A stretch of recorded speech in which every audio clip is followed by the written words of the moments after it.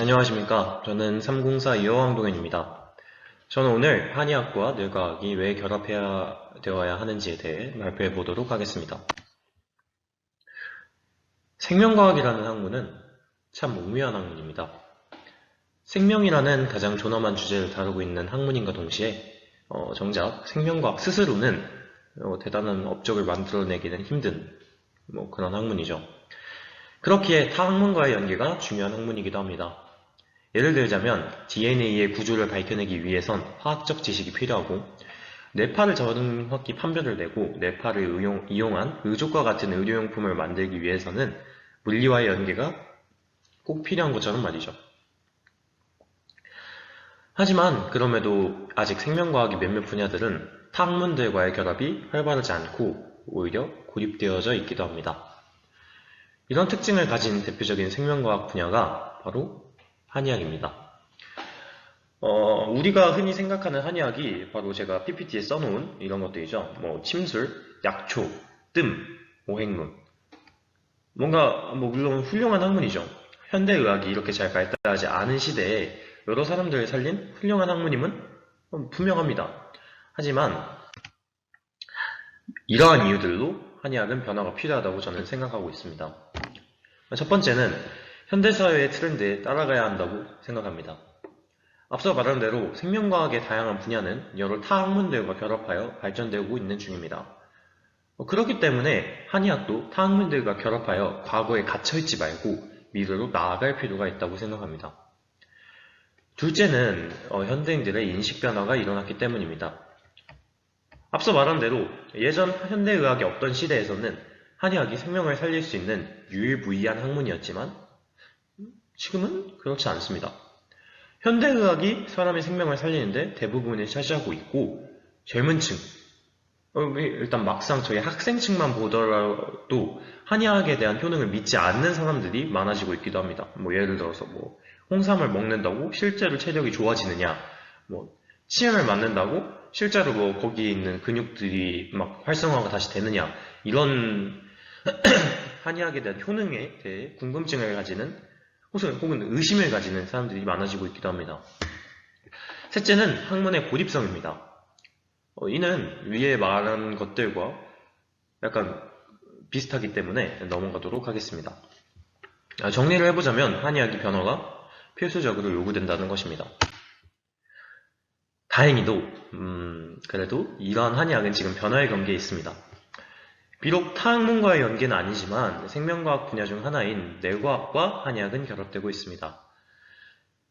이에 대해 깊이 이야기하기 전에 우선 한의학과 뇌의 관계에 대해 말씀을 드린 후에 이야기를 해보도록 하겠습니다. 한의학은 형신이체론의 정신활동, 즉 뇌의 정신활동을 간신비폐신의 음양오행체계 안에서 심을 통한 정신생명활동으로 이해하고 있습니다.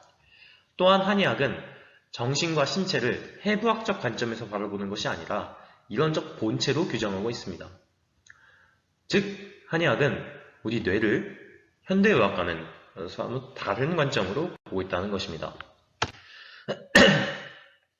그렇기에 한의학 자체가 신경과학을 공부하는 데 주도적인 도움은 줄 수 없습니다. 당연히 현대의학과 뇌를 보는 관점도 다르고 학문의 체계도 지금 다르기 때문이죠. 하지만 한의학과 관련된 지식은 새로운 시각을 제공해 줄 수 있습니다. 이것에 대한 예로 심술 연구를 들 수 있습니다. 현대 뇌과학에서는 뇌에서 말초신경계에 신호를 전달하는 것에 집중을 합니다. 이를 활용한 예를 들자면 아까 전에 제가 약간 앞부분에 예를 들었던 것과 유사한 예인데 신체의 일부가 식물인간이 된 것처럼 움직이지 않는 사람들, 즉 불구인 사람들을 돕기 위해서 정상적인 사람이 그 특정 신체 부위를 움직일 때 생성되는 뇌파를 파악해 전기신호로 변환을 하여 환자에게 자극을 주는 재활치료가 있습니다. 하지만 한의학을 기반으로 한 침수 연구에서는 뇌에서 말초신경으로 가는 것에 집중을 주는 것이 아니라 말초신경이 뇌에 어떠한 영향을 주는지에 대해 연구를 하고 있습니다. 이는 말초신경계에 자극을 주어서 뇌에 자극을 주면 신체에 어떤 영향을 미칠 수 있을까에 대한 의문을 기반으로 한 연구이고 뇌와 말초신경계는 사실상 상호작용을 하고 있는 기관들이기 때문에 이 연구는 의미가 있다고 말을 할 수 있습니다. 말초신경계에 자극을 줌으로써 뇌의 기능을 조절할 수 있다면 훗날 치매와 같은 혹은 지금 ADHD 같은 아니면 우리가 지금 현대의학으로는 고칠 수 없는 뇌 질병들에 대한 치료법을 얻어낼 수 있을 것이기 때문입니다. 이에 대해 더 자세히 설명을 해보자면 다른 예시로 뉴로피드백을 들 수 있습니다. 뉴로피드백이 뭐냐? 이게 뭐냐면은 자신의 뇌 기능을 실시간으로 측정하여 나타나는 뇌파의 상황을 스스로 조절할 수 있도록 하여 보다 나은 뇌파의 패턴으로 유도하는 치료법입니다. 즉, 말초신경계에 자극을 줌으로써 생긴 뇌파를 자신이 실시간으로 측정해서 뇌파의 상황을 조절한다는 것입니다. 이런 식으로 뇌질환을 치료한 몇몇 사례들이 실제로 있습니다.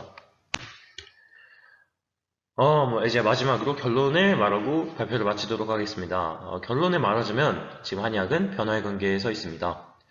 한의학은 생명과학 분야 중 가장 고립된 학문임이 틀림없습니다. 하지만 최근 뇌과학과의 연계를 통해 여러 활용적인 면모를 보여주고 있습니다. 앞으로도 한의학이 여러 생명과학 분야뿐만 아니라 타 분야와도 연계하여 보다 발전되고 현대인들에게 도움이 되는 학문이 되기를 기원하는 바입니다. 이상 발표를 마치도록 하겠습니다. 긴 발표 들어주셔서 감사합니다.